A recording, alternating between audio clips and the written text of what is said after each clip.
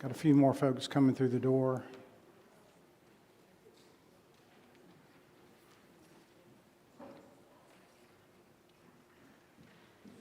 Betty Rosenthal, where are you? Betty, you might want to come up here to be able to respond to questions a little bit later. So good morning, my name's Chip Hester, and I want to start off, is this a little loud, Jack? Okay, thank you. So I wanted to start off this morning by providing a framework for why we're here this morning. Some of you may have been following the issues surrounding the United Methodist Church closely. This might be new to some of you, so I want to just, in a nutshell, sort of provide you an abbreviated framework. So the United Methodist Church is splitting and has split over the issues of human sexuality, and the two presenting problems or the two presenting issues are whether lesbian, gay, bisexual, transgender, and queer individuals, I'll abbreviate that as LGBTQ, should be ordained, and whether United Methodist churches and pastors should host or conduct same-sex marriages. This has been a debate in the denomination for 52 years. It is not new. Now, as a result of growing mistrust, a lack of accountability, and an anticipation that the United Methodist Church would change its policies and permit the ordination and marriage of LGBTQ individuals, a large number of mostly conservative traditional churches have left the denomination using pathways that were established in 2019. Literally thousands, we're not on this slide yet, Connor. Yeah, go back to the intro slide. Thank you. Literally thousands and thousands of United Methodist churches are experiencing exactly what we're experiencing now. Thousands have chosen to leave the denomination. Thousands have gone through this stressful process and decided they wanted to stay a part of the United Methodist Church. So this is not new, and we are not immune from that conversation. Last fall, we conducted our own church survey to gauge our church's attitudes on how we would respond at Richmond Hill United Methodist Church if the language in the United Methodist Book of Discipline changed. We had 254 respondents to the survey, 254, which was more than we expected, and 214 of those identified as church members to Richmond Hill United Methodist Church.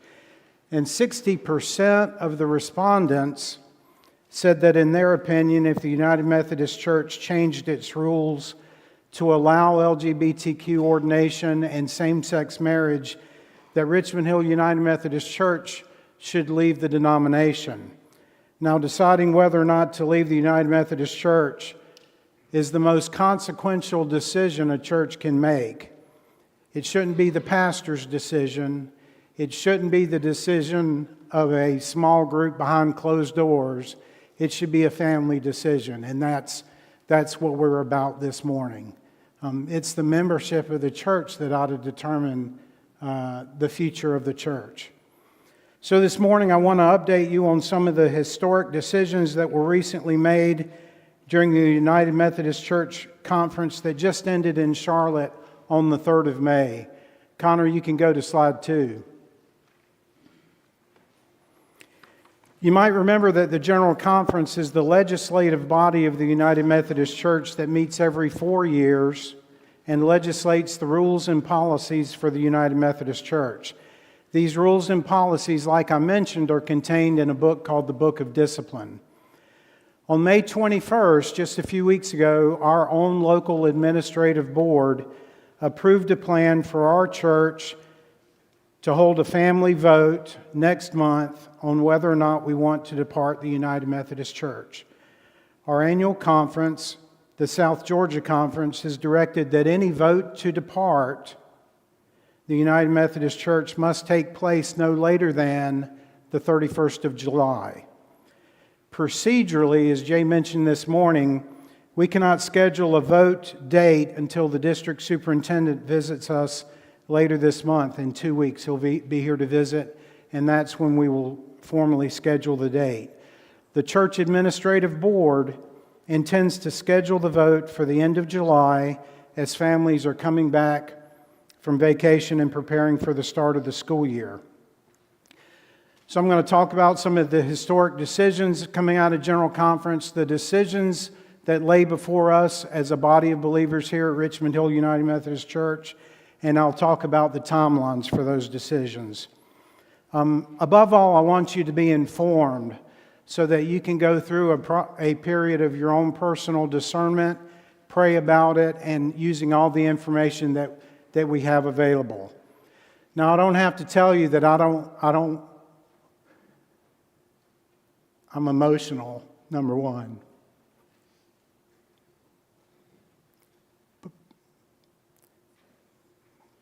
But I don't want to be here. This is not where I want to be. I don't want to be the lightning rod for a very controversial decision among our family of believers. I'm going to certainly fall short and disappoint some of you.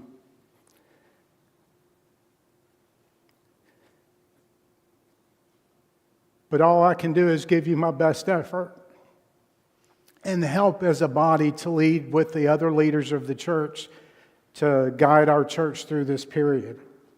I've tried to remain objective in this presentation and fact-based. In a few places, I'll offer my personal analysis based on the facts that I share with you this morning on some of the outcomes of the General Conference. I want to share with you some of the outcomes of the General Conference that frankly surprised me, that I wasn't expecting. I get emotional and my wife walks out of the room. You're welcome not to agree with me.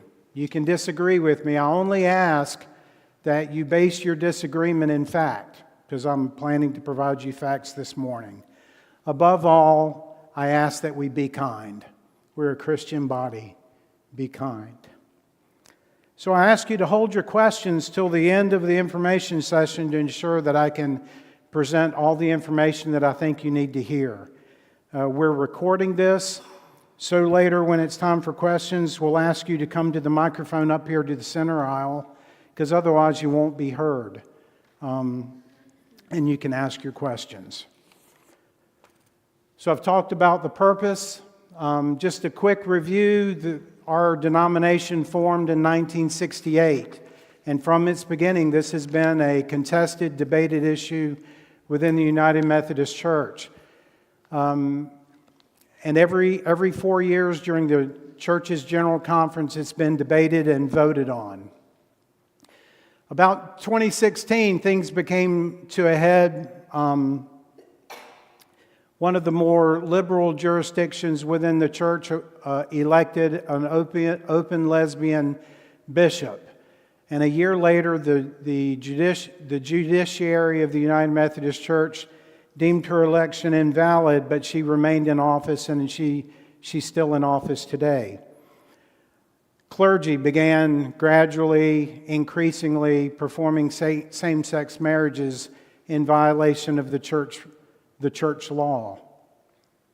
So the church was spiraling into a constitutional crisis. So in 2019, the United Methodist Church called a special General Conference to hopefully settle this issue once and for all. And what happened on a very narrow vote, 53% to 47%, the General Conference, out of more than 800 delegates who voted on this issue, decided to uphold the traditional values of the church and keep ordination and keep the rules for ordination and same-sex marriage as they had been for over 50 years in the church. They also had adopted a policy to allow churches to leave the denomination if they had disagreed with those policies. And those policies were originally designed for progressive-oriented churches that wanted to leave and allow the ordination of LGBTQ clergy and allow for same-sex marriage. Well, in 2022, in the Western jurisdiction of the United Methodist Church, they appointed another openly gay bishop, and the constitutional crisis continued. And so, frustrated with the lack of the direction of the United Methodist Church and a lack of accountability, to date, 7,658 United Methodist churches have voted to leave the denomination. That's about 25% of United Methodist churches in the United States. About 1.5 million members. So let's talk about the historic decisions that were made in Charlotte. Go to the next slide, Connor. I'm on slide 4 of your handout. So I'll just call these the big four, and I'll touch on each one of those. I'll give you a chance to read through those.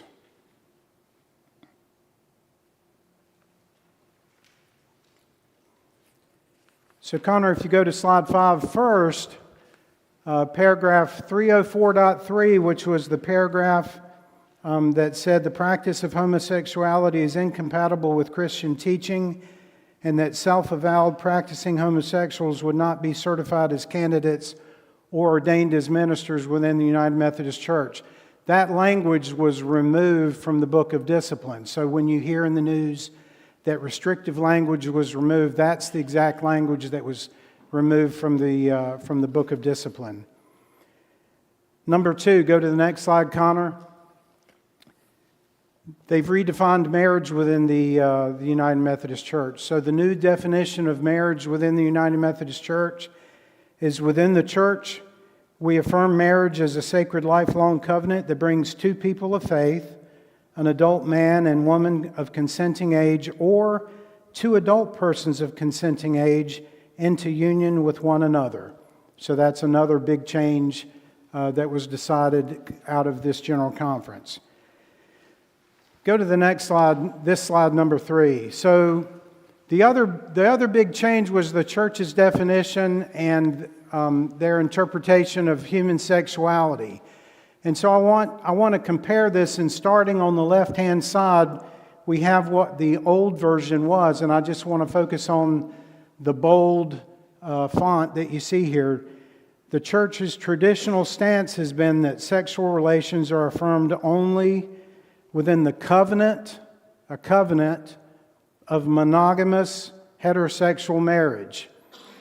So in the old church policy, there were clear guardrails on sexual morality. Covenant, monogamous, heterosexual marriage. What was approved, you see on the right, and I want to focus again on the bold font. The new definition of human sexuality that was approved coming out of General Conference is that human sexuality is a healthy and natural part of life that is expressed in wonderfully diverse ways from birth to death.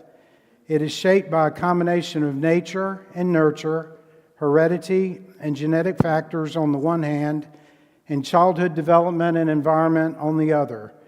We further honor the diversity of choices and vocations in relation to sexuality, such as celibacy, marriage, and singleness. So that's the new church position on human sexuality. And as I read this, and again, this is my analysis of the lettering, is that the guardrails are gone. The moral boundaries are gone. It's very disorienting to me when I read this. And as a child of a 13-year-old who's going through the youth program, I think about Jack, I think about Anthony and the wonderful parents who volunteer, and it's not clear to me the moral values they can reinforce in our church youth without being in contradiction of what is now the church policy. So we'll go to the next slide, the other big four change. So there's been a revision of the definition of open itineracy. Again, I'm going to focus on the bold font. It says annual conferences shall, in their training of staff parish relation committees, and that's our local church human resources committee, the conference shall, in their training of staff parish relations committees, emphasize the open nature of itineracy and prepare congregations to receive the gifts and graces of appointed clergy without regard to race, ethnicity, gender, color, disability, marital status, economic condition, sexual orientation, or age. So when the bishop appoints a pastor for the church, these are personal statuses that will not be considered in the assignment of clergy to United Methodist Church. So with that, let's go to the next slide. So with the removal of the restrictive language and the passing of additional legislation related to human sexuality, several areas of the Book of Discipline have been revised. The most significant, pastors now will have the right to choose what weddings to perform, and the local church board of trustees will have the right to determine which weddings to host. So they've tried to accommodate traditional-minded churches, but as I've read about this, there are still lingering questions on whether or not these leave our local church vulnerable to discrimination lawsuits. You know, we live in an era where if a baker doesn't bake a cake for the wrong person, they can be sued. And so there are still some lingering unanswered legal questions. If the denomination's position is to theologically permit it, what is the risk of a local church or a local pastor choosing not to do that? And so that's a question that still remains. And going forward, if we choose to remain United Methodist, we probably need to get a legal opinion on that. Persons, the third bullet on the left-hand column, persons in same-gender relationships are not prohibited from ordination. The Conference Board of Ordained Ministries and District Committees on Ministry will continue to retain the authority to recruit, examine, confirm the calling of, and credentialing of licensed clergy. On the right-hand column, top bullet, the bishop and cabinet will continue to use careful and prayerful consultation in the appointment process to ensure clergy-church matches for effective ministry. But again, a clergy-church match, and in their consideration, they can't consider and they will not consider race, gender, ethnicity, economic status, sexual orientation, or age. The superintendent will not penalize clergy for performing or refraining from performing a same-sex marriage service. And the last bullet in the right-hand column, the superintendent shall not require any local church to hold or prohibit a local church from holding a same-sex marriage on property owned by the local church. So that's kind of where the policy currently is with United Methodist Church. So go to slide 10. So what I wanted to depict here was what we have seen with a loss of the largely traditional churches is depict the shift in the denomination. So if you look up in 2019, the vote to uphold traditional values and the traditional teachings of the church passed only by a slim margin of 54 votes, 438 to 384. That was a 53% to 47% decision. In my mind, the United Methodist Church was centered, well-centered. If you look at the votes coming out of the General Conference in 2024, those voting in favor of ordination, it was a 93% to 7% vote. The center of the United Methodist Church, for better or for worse, has moved. And it has arguably moved as much as 40% from what it was. Again, a 93% to 7% vote to lift the ban on clergy, and a little closer vote, 76% to 24%, to eliminate the limiting language that was in the Book of Discipline. So I'm not casting dispersions, I'm not judging, I'm just saying fact. The United Methodist Church is not what it was a year ago. It is not what it was a number of years ago.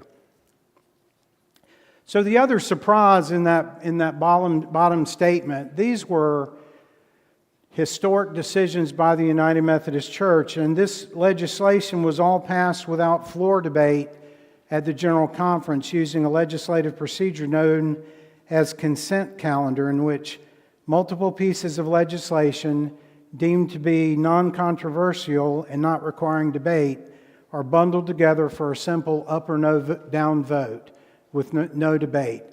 I found that surprising. So if we go to the next slide, we'll talk about the General Conference, the budget that was approved. So the budget that was approved in 2024 was $373.4 million for the next 4 years, compared to the budget that was approved 8 years ago at the last General Conference where they determined a budget. That budget was $604. Well, it's not fair to compare a $604 budget with a $373 million budget unless we adjust it for inflation, because there's been a cumulative rate of inflation since 2016 of about 30%. So arguably, the approved budget coming out of General Conference with the loss of traditional churches and with the lingering effects of COVID is about 52% less than the budget that was approved 8 years ago. And that $373 million budget is conditional upon a local church giving rate of 90%. So the condition of that budget is that 90% of local churches give their the apportionments that have been calculated for them. Well, right now, the giving rate among all United Methodist churches is about 69%. So the budget that was approved is largely aspirational. There are programmed steeper cuts in the budget that the church will incur if they don't hit the giving metrics that they've established. So Bishop Will Willimon is a retired bishop, former clergy member at Duke University, and I think he's largely for some of the historic decisions that have occurred in the church, but he wrote that huge financial shortfalls and cuts are sure to come, and the status quo will be shaken. The church is stumbling into a very different future without research, reflection, or guidance from this General Conference. So one of the surprises coming out of this General Conference, I would assume, given the uncertain financial future of the United Methodist Church, that we would expect to see no new spending. And so if you go to the next slide, one of the other decisions coming out of the General Conference was they've approved new funding for the creation of a Center for LGBTQ United Methodist Heritage.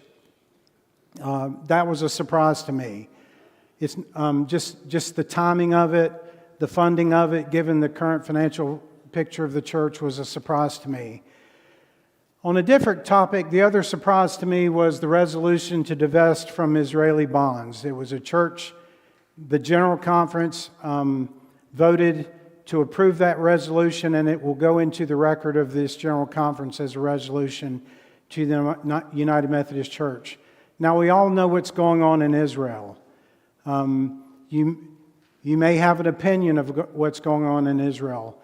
But what surprised me, if the church is going to make this statement, they've made no resolution to condemn what happened on October 7th. They've made no resolution to condemn the 2022 invasion of Ukraine by Russia. They've made no attempt to do any of that. And so this surprised me. So like I said, what I've tried to portray with facts is the change in the church. The church has changed for better or for worse. And I wanted to inform you on what I think were the important salient facts of those changes. If we go to the next slide, Connor. So what does that mean for Richmond Hill United Methodist Church? Go to the next slide. Like I said, we took a survey last fall and asked the church 9 simple questions. If the language changes, what should be our response? And out of those responses, we asked, if the policies change, how should the church respond?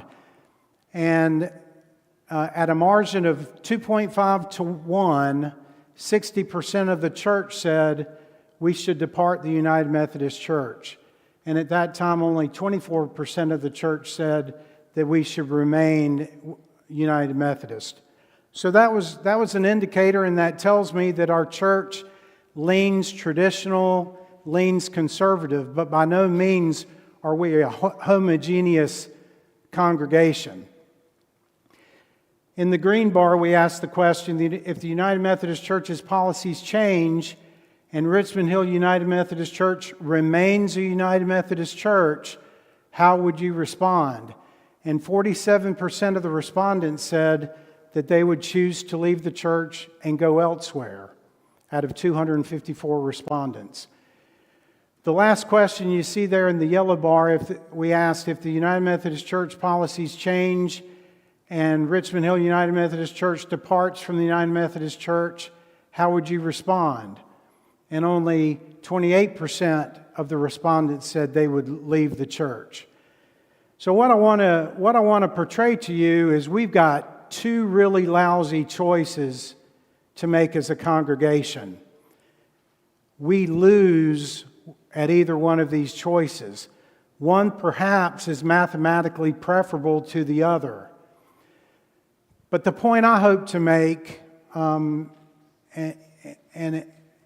this comes from the heart, and I'll try not to be emotional, is I've been a member of this church for about 16 years. Many of you have been members of churches twice as long as that. We come here and we worship with people in the same pew who view these issues differently than we do. And it's never been a big deal. I sing in the choir with people who view this issue differently. It's not a big deal. I didn't invite this problem into our church. We've not welcomed this problem and asked it to come here. So perhaps there's another option. I don't like to divide the congregation in winners and losers, because if we lose 28% or lose 47%, our church is going to struggle going forward in the future. So perhaps we can unite as a congregation and choose to depart what has become the controversy of the United Methodist Church. So I just offer that as a possible third option rather than the binary options that are presented here. So let's talk about the departure process. If you go to the next slide.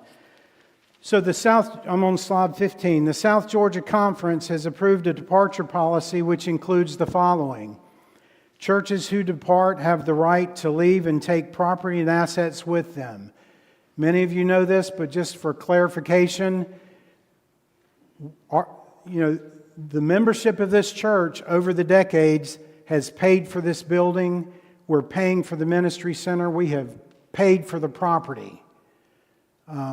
But we don't hold the deed. The deed is held in trust by the annual conference. If we depart, we receive the deed for that. It requires a 2/3 supermajority vote of the church family at a church conference and the approval of the annual conference. Departing churches, and I'll cover a little bit more of the specifics of the costs, but you've got to be current on your year's apportionments. Our apportionment this year is about $91,000. The apportionment next year is about $91,000. So we've got to be current, and we have to prepay a year of apportionments, and we must pay an unfunded pension liability, which is about 3 years of pension funding to help sustain the pension fund for retired United Methodist clergy. And all this has to be complete by the end of this year. If you go to the slide 16, Connor. So we mentioned that the administrative board has voted to hold a church vote. We think that church vote, I think they intend to hold that church vote on the 28th of July, but it all depends on the district superintendent's calendar, and as soon as we know, we will let everybody know that. The district superintendent will be here June 23rd, and part of having an information session before he comes is to maybe inform you so you can ask some intelligent questions of the district superintendent when he's here on the 23rd. Anyone on the church's membership rolls, including youth, who have completed confirmation will be eligible to vote. So you have to be on the church membership rolls. And what Jay will tell you is if you're not sure, please call the church office and verify that you're on the church membership rolls, because as we've envisioned this, there'll probably, for a vote, there will be one entrance in, and if you're not on the church roll, you won't be permitted to stay in for the vote. Now, votes are going to have to be cast in person, so you have to be physically present to vote. There won't be any vote by mail or anything like that. That is part of the approved protocol required of churches that choose to depart the United Methodist Church. I think, Stephanie, at the admin board, you asked a question about abstaining, and Jay's got some further clarification. So, in order to determine the 2/3 supermajority vote, the denominator they use in that equation is the total number of ballots that were given out for the church vote. So if you don't know how to vote, or you come in and you don't mark whatever the options are and you turn in a blank ballot, that ballot is counted as a Stay United Methodist Church ballot because it's part of the denominator. So don't think that you can come to the vote and abstain for the vote, because that vote carries just the same weight as if you wanted to stay United Methodist Church. So if we go to the next slide. So this is a little bit of an eye chart, and I tried to put it together kind of quickly so I could meet the press time, the time to go to press. So the leadership of the church did not want to invite other potential suitors for the church to come in and recruit Richmond Hill United Methodist Church until the church voted and made the formal decision whether or not to depart the United Methodist Church. So if Richmond Hill United Methodist Church votes to depart the United Methodist Church, our administrative board approved a plan for the church to become independent, not affiliated, under the condition that a final determination on the church's future be made by the church membership within 12 months following departure.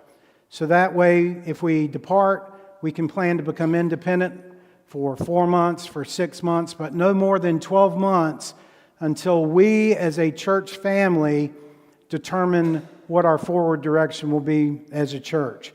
So I just wanted to highlight some of the risks and the risk mitigation so you're aware of those. And we're going to start on row 1. Of course, if we decide to stay United Methodist Church, the senior pastor is appointed by the bishop. If Jay leaves, we'll get another pastor in appointed by the bishop. If we depart, the senior pastor will no longer be appointed by the United Methodist Church. And like other denominations, our church will then be responsible to recruit, vet, hire, and negotiate benefits for our own senior pastor. And that's if we decide to stay an independent, non-affiliated church. Certainly we can choose to stay to join another expression of Methodism that may or may not appoint churches, but I want to make sure you understand that is a risk. A pastor will not automatically be appointed for us. But Reverend Jay has graciously agreed to stay on as our senior pastor to lead the church through that transition. Now, I can't answer whether Reverend Jay will stay here 12 months or whether he would be willing to stay 6 months. I know Reverend Jay and Kathy have some life decisions to make themselves. I want you to be aware of that. So 2 and 3 I want to kind of cover together. Right now, if we stay United Methodist Church, we enjoy the tax exemption status under the umbrella of the United Methodist Church. We enjoy the incorporation of belonging to the United Methodist Church. If we choose to depart, we have to obtain our own tax exemption status and we have to become our own corporation. Now, Miss Betty Rosenthal, who I asked to come up here because she's representing the finance committee, she understands the finances better than anybody in the church.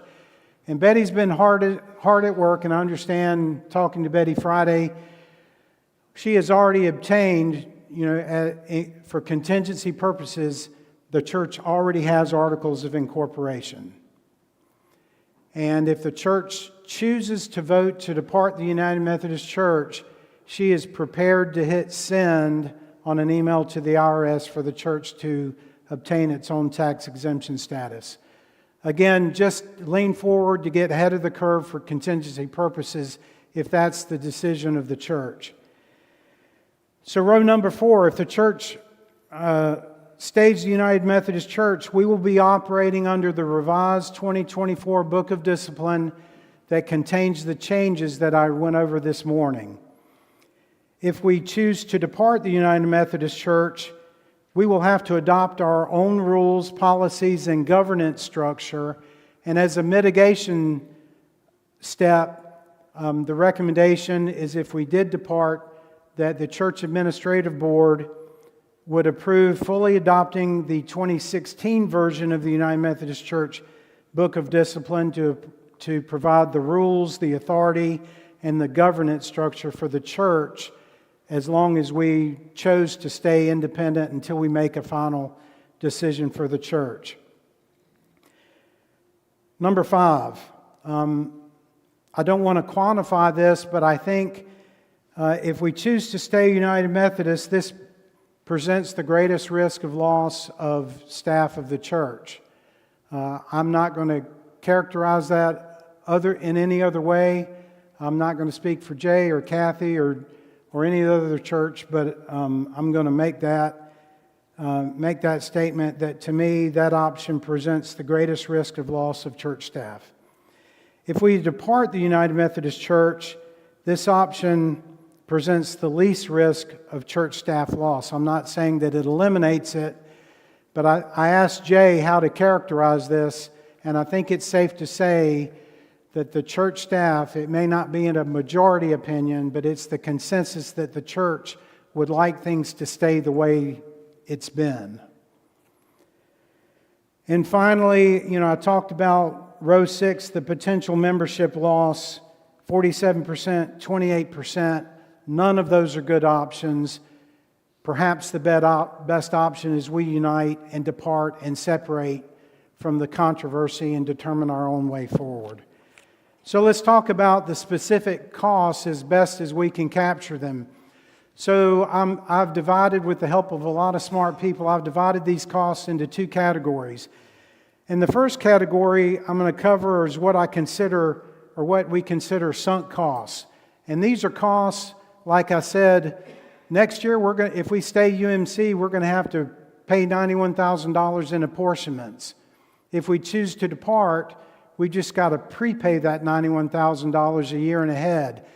We're not going to wind up recoloring that money and do something else with it. It's a sunk, obligatory cost of the church. So for the 2024 apportionments, we've got to be current.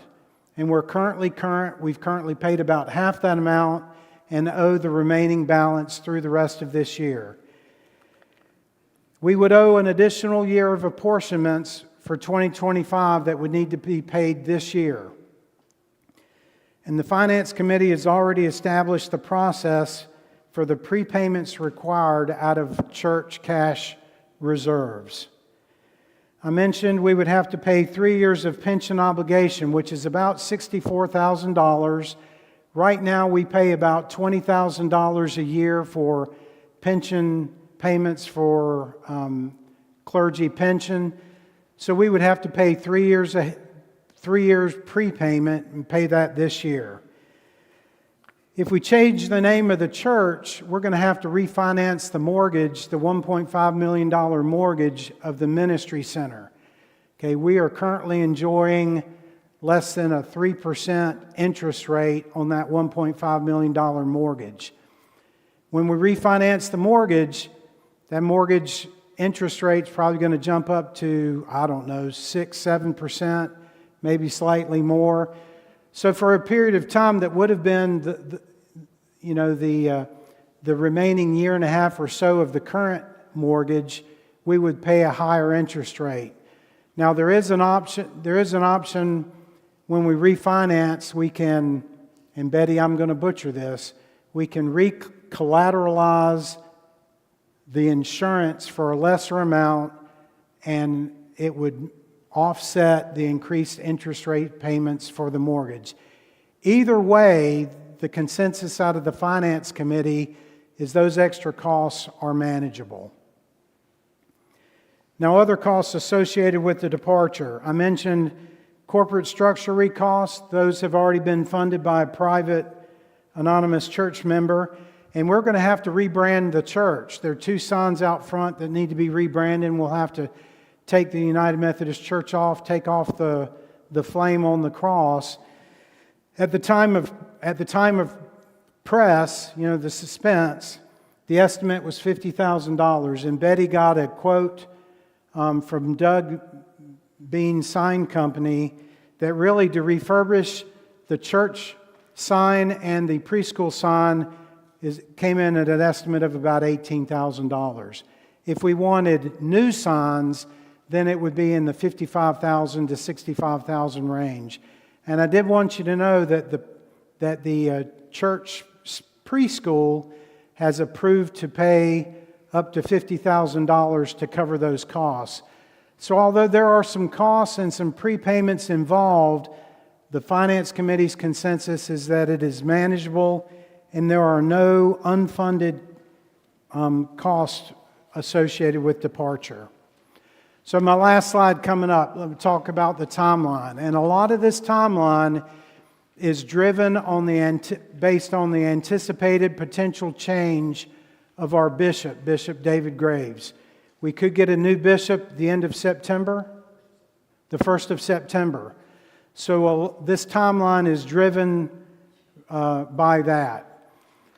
So we're on June 9th having an information session, and the district superintendent will be here in 2 weeks to talk over the protocols for departure, the rules of voting, and to have a question and answer with the congregation. On July 14th, we'll have another information session just like this, but we'll have maybe a few tweaks to add based on the district superintendent's visit. July 15th is the last day a church can schedule a departure vote with the DS, and that departure vote has to occur no later than the 31st of July. So, the church normally moves at glacier speed. So we can't afford a glacier speed process as we move through this. This is going to be moved fairly quickly. And that 31 July date is premised in August, because August 17th will be when there's a special annual conference to ratify church departure votes. On the 30th of September, all the prepayments are due. So all those prepayments that I talked about are going to be due to the annual conference by the end of September. And then departure is complete. One of the questions I have of the DS is I'm not quite sure, if we make the payments on 30 September, does that mean we're formally departed 30 September? Does that mean we're departed when we get the deed? Or does it mean we're officially considered departed by the end of December? So those are the key pieces of information I wanted to share this morning. I wanted to open it up to any questions that you might have. I thank you for being patient. I think Jay can be here for maybe another 5 or 10 minutes.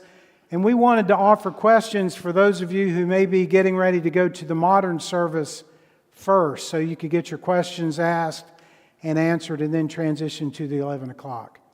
Any questions? Yes, sir.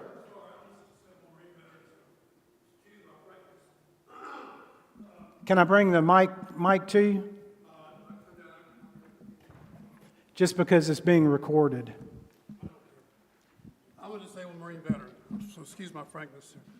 On the vote, I'm questioning that we have enough votes to depart if we want to. With this unsure, or at the bottom here, unsure or indifferent, I'm questioning how, these people need to decide either yes or no. Okay? Because this is our church. You're right. We've been here 20 years. Sorry. And I had another question. I'm sorry. I've been here a member 20 years, a little over 20 years. I came from Savannah.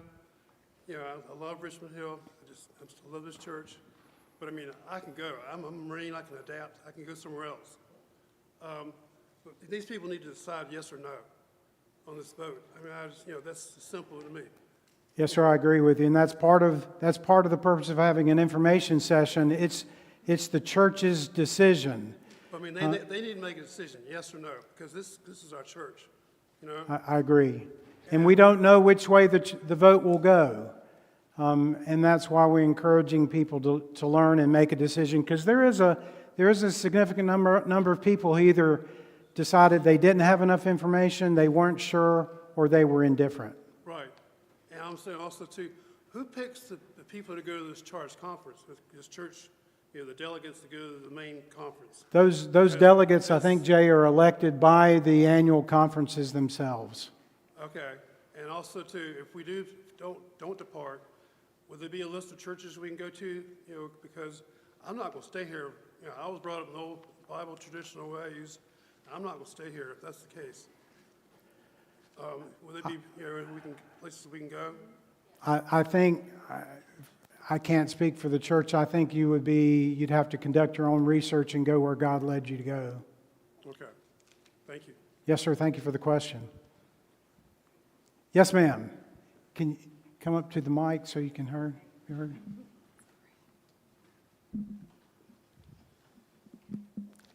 I'm Grace, and I'm new with my husband, so I understand we don't really have weight in this process, but we have checked out the congregation a few times, and it's been a very welcoming congregation, so thank you. But we're listening to gather our own information, and I was wondering, does this mean that if you departed, would the automatic option be to become what I've heard is called the Global Methodist? Does that automatically result in that? No, ma'am. It's not automatic. Okay. And welcome. Thank you for being new. Sometimes churches have to go through some sausage making, but I want this to be a testament that we can do this in love. But no, it will not be automatic, and that's part of the research. If the church chose to depart, we would invite representatives of those options to come speak to the church, and the church family would vote. It would not be automatic. The church family would vote. The Global Methodist Church would be one of several options we would probably explore as a church. So does that mean you could potentially become, I'm sorry, I'm trying to understand it, another denomination, or just completely independent of any denominations? So I can't be final on that, but the discussion is that we would be Richmond Hill Methodist Church. Okay. Whether we would be affiliated with the Global Methodist Church or an independent conglomeration of independent Methodist churches. What we've kind of discussed, the assumption, whether it's valid or not, is that we would remain Richmond Hill Methodist Church if we departed. We would just take the United out of the name. Thank you so much. Yes, ma'am. Thank you for those questions.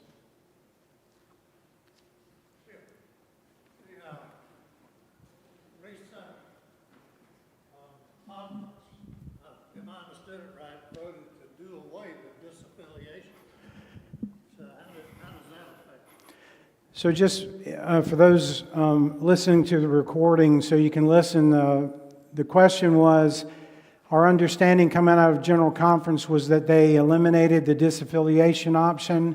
You're right. You can no longer, there is no provision to disaffiliate from the United Methodist Church. Our South Georgia Conference, Bishop David Graves, which is, from Macon down to the Florida border, is very unique, and he has graciously approved a plan to depart. So that's the distinction between disaffiliation was last year. And it's a different authority in the Book of Discipline.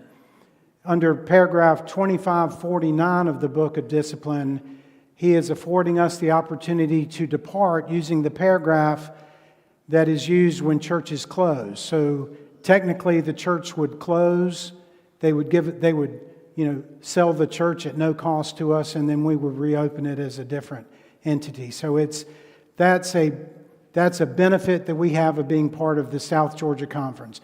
And I think there are only about half dozen annual conferences that are affording churches that opportunity. Carol. I just wanted to make a point of clarification and read something out about the Israel and the petition. There's a petition in the, which is not law in the church, but it's petition in the book. It's a book of petitions. Petition number is 2053-9, which asks but does not and cannot mandate that Westpath, which is the retirement, the pension fund, and others not invest in sovereign debt of nations who are involved and not in prolonged military occupations, which includes Israel. So basically what they've asked them not to invest in any companies that include Israel. And in the western districts, Hewlett-Packard is eliminated. They can't buy Hewlett-Packard computers according to what they're enforcing, because that's what the Israeli defense system is run off of. So I think that's another issue that we just need to make sure we understand, that there seems to be an increase in sentiment against Israel. Thank you, Carol.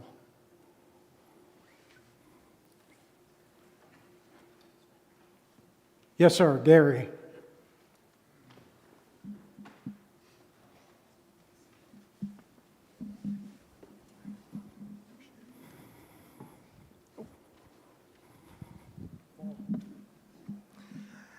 I've been following this issue for decades, and the difference between 2019 at 53% and now in 2024 at 93%, that's an incredible change, and there has to be a reason why that has happened. Now, I've known that in the past, in general conferences, that if it weren't for the African delegates, that this issue would already be solved. It would have, what we have today would have been in place probably a couple of decades ago. So I'm wondering, did the African delegates have a chance to come to this conference? Because they've always been stalwart, conservative, United Methodist. And I'm just wondering if anything happened to prevent them from showing up. So Gary, good question. There was some controversy that I've read about. Obviously was not in Charlotte, and I was a biology major in school, so I'm not a legislator. But there were some